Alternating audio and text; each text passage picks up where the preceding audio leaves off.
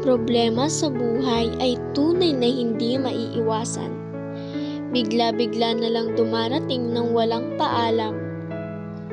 Susubok sa iyong sariling katatagan, lalo na sa iyong pananampalataya at kabanalan. Malalim na sugat na kanyang iniwan, tila bagay walang kalunasan, subalit nakita kita, Panginoon. Kaya naman, Panginoon, akayin mo ako. Sa bawat problema, ikaw ang maging kaagapay. Sa bawat hamon na nasa aking kamay, salita mo ang siyang aking ilaw at gabay. Sa bawat hamon na iyong ipinapahintulot, dulot nito ay isang leksyon. Leksyon na aking magiging pundasyon upang ako ay lubos na umusbong. Mula sa iyong kamay, nagbigay ay buhay. Katawan ko ay iyong inihimlay. Hamon na mistulang ambon, agad-agad naman mayroong solusyon.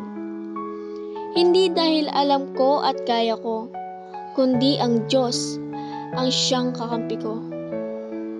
Meron namang bagyo, dala ay delubyo, na siyang sumusubok sa pananampalataya ko, para bang mahabang daan na walang katapusan. Pero okay lang kung ang Espiritu Santo ang kasama ko. Kaya iyong pakatandaan sa bawat hamon sa iyong buhay, ang kanyang kamay ang siyang kaagapay upang umalalay. Ating masasandalang tunay, kaagapay sa bawat hamon ng buhay, kaya huwag kang manglupaypay.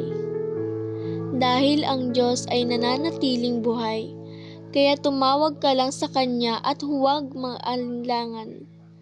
Sapagkat pinagpala ang taong Kanya'y walang pinag-aalinlangan.